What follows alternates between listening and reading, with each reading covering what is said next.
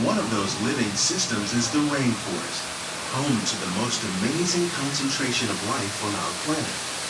These dense and beautiful forests cover only a tiny portion of the Earth's surface, but they contain more than half of its plant and animal species. Rainforests are also extremely rich and productive living systems, providing us with oxygen, food, medicines, and other elements essential to our lives.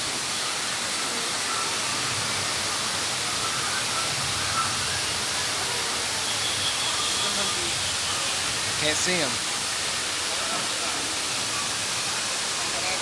Can't see him. There's an alligator.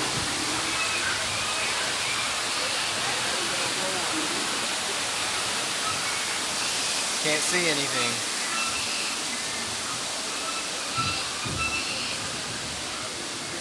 In the desert, nature has created a very different, but no less beautiful living system.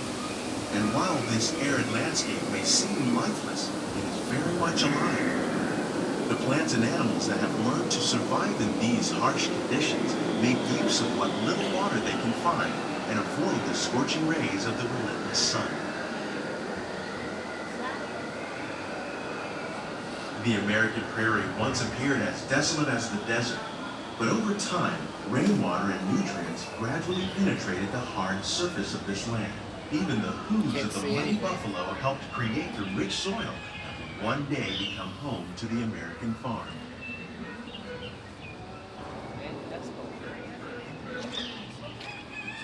Can't see a thing.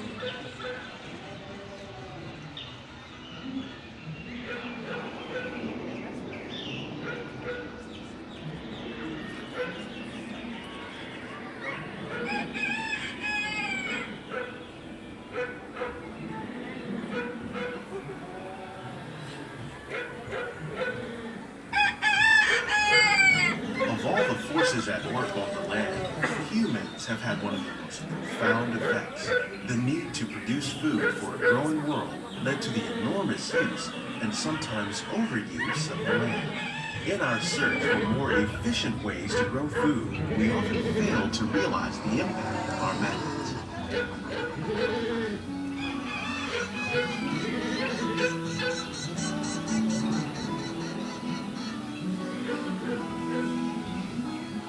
Today, we're learning to live with the land, discovering better ways to grow food that will assure both human and environmental well-being.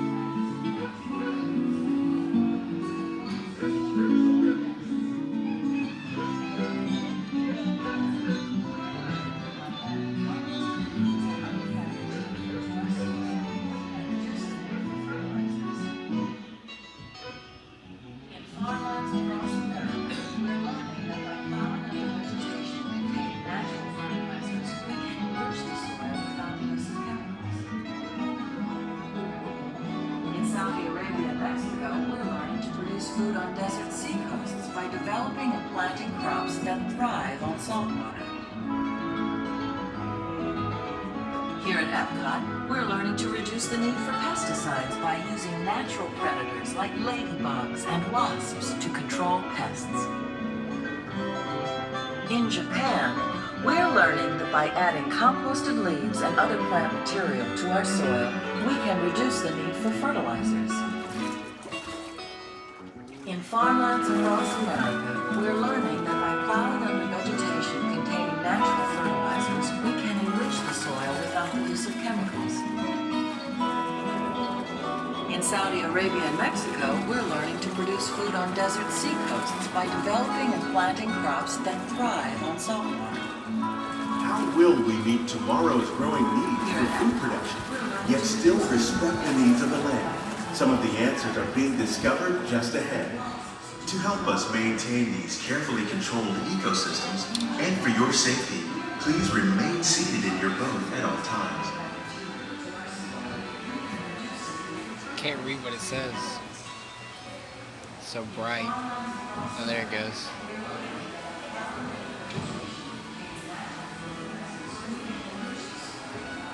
Ah, so bright. Look. It'll focus in a minute.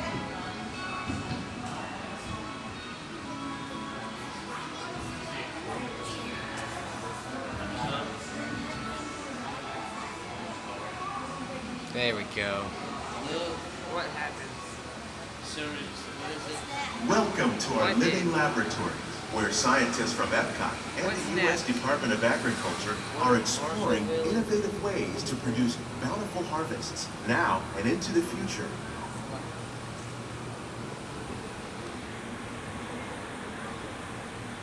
The tropics are home to the greatest diversity of plants on the planet.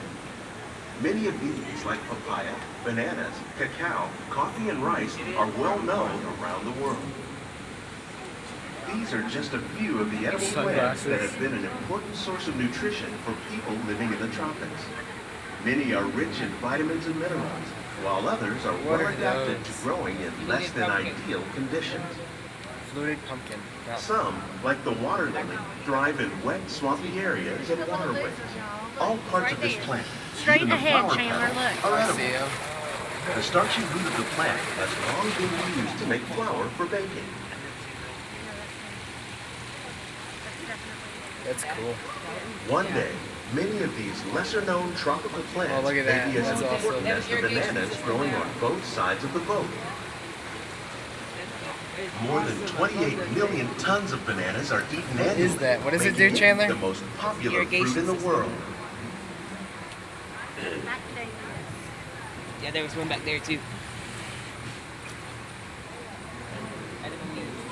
Bananas.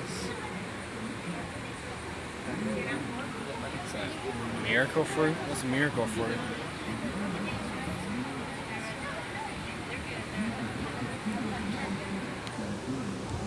Banana. Where's the baobab tree?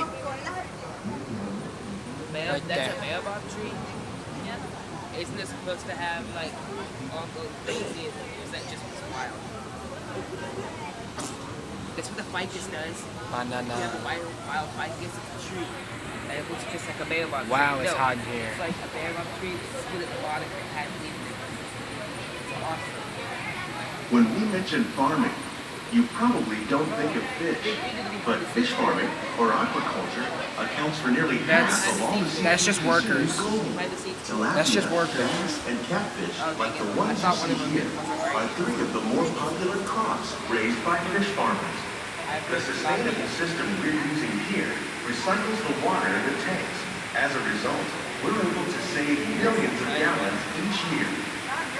Our small fish farm produces nearly 5,000 pounds of fish each year to serve in restaurants around Walt Disney World. Innovations like this one can play an important role in our efforts to produce bountiful harvests those are and nice. still protect natural resources. They're albino. Those alligators. The eels are up there. Yeah, eels are albino. Look at that little bitty one. See that little bitty one? In the water. Like, little. You're good, Chandler. Yeah, sure. Where's the Mickey head? Where? There it is. Hidden Mickey. Not really hidden. Oh, there's actually shrimp. Oh, there's a shrimp in that one. There's a big shrimp. on top of the Mickey head. Really Was there? Oh, yeah, there are. Those things are huge. pencil art, please.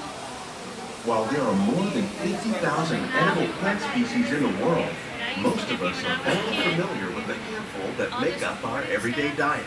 The common grains growing here, wheat, maize, sorghum, and millet, This ride is plus longer than rice, Splash Mountain. account for nearly 2/3 of our global food consumption. Learning how to increase yields of these staples is an important goal of research around the That's world. okra, Chandler. Pomegranates. There's one back there. You can see it on the tree. The Mickey. Look, that's a Mickey. That's cool. And then they have the pumpkins. Oh, there is the behind the scenes tour. It looks like. What the crap? Is that corn? These plants are definitely on Sugar their way cane. up. Innovative growing techniques like What these is that? increase yields, It's a winter while more Winter efficiently melon? using resources like water, fertilizer, and pesticides. Another innovation at work here Where's is our our winter integrated melon? pest management program. By populating our Eggplant. greenhouses with beneficial insects that prey on harmful pests, like aphids and flies, That's a little we are bitty significantly eggplants. reducing our reliance on conventional pesticides. Look at those Show eggplants. them that Those are one and different. that one. We're growing these Bottom is crops Mickey, using our the top is nutrient that film fly. system. This technique precisely controls Says and it's a Mickey recycles head. water and And then nutrients. they'll show them this one. This With is it, actually we grows can produce Epcot. over 27,000 heads see of that. lettuce a year in this one I can't see small that. area. But it says Epcot. Cucumbers. Well, those ones. What? They hate those. That one is a long one. Look at that. Some of our best ideas have been inspired by nature, like these fruit and vegetable trees. Tomato By trees. growing Tomato. these ground plants vertically, Tomato trees we are can increase genetically yields and better mutated. control Right. diseases. These crops taste What as is good that? as they look. Snake In gourd. fact, Oh, we that's serve weird. more than 15 tons of It's not right, produce from our especially not that one. greenhouses Look at that. in restaurants. Oh, to that get one's the curved land. like an S. Vertical farming. Oregano, Let's not do that. vertical farm. And then there's aquaponics. The future Sweet of potato. agriculture may include innovative ideas like this vertical growing system. Plants grown in this way use a fraction of the space required by traditional growing methods. Oh, That more saves fish. water and increases production. More The fishes. aquaponics system on your left combines hydroponics with aquaculture. The fish provide a natural source of fertilizer for the plants, and the plants help keep the water clean for the fish. It's another great way to produce more while using less. In our lab, Epcot scientists are working with the U.S. Department of Agriculture on a number of innovative projects. The goal of these efforts is to produce higher yielding and better quality plants. I was gonna say, I don't think anyone ever uses it. I've seen people in there before, but I didn't think they were actually doing something. Behind They the were just scenes there. greenhouse tour. But they talk for like an hour straight. Like, do you know what this bug is? Do you know what that bug is? No, I don't. I don't really care.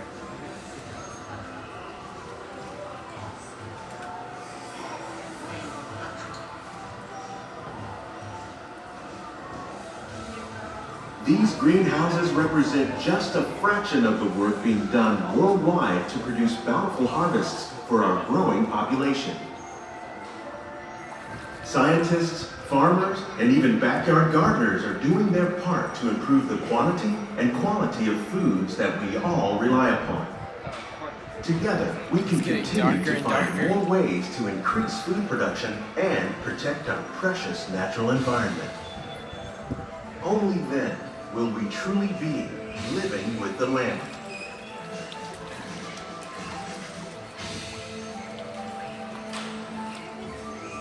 On behalf of Walt Disney World, we hope you've enjoyed this unique journey through our living laboratories.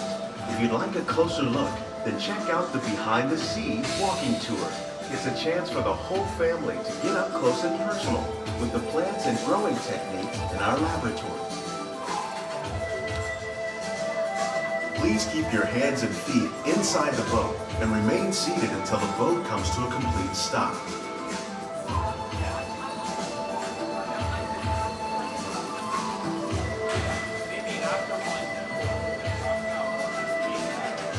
It's 1:30 right now. Our reservation be 1:06, right?